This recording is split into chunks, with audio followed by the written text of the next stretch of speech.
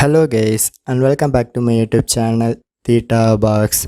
So when I try to tap my notification panel, always it shows one notification message, and this is SyncBox notification and it is coming from IM application. But I did not like this message because every time I wake up my mobile it displaying automatically from my notification panel. So how to stop this kind of notifications coming from IM application? So if you like to know this trick, just follow me friends, and this method common for all Android and iOS platforms.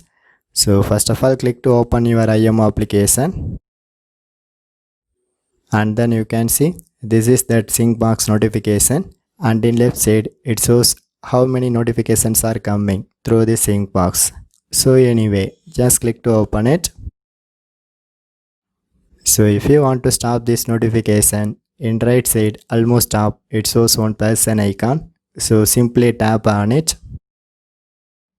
and then click to enable this mute option, and also press leave channel, and it asks for confirmation, so you can press leave channel.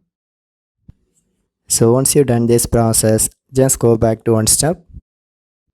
So now you can long press on that notification and then select delete chat history. So you can click to delete. So if you follow these few steps, in future this SyncBox notification is not come through this IM application.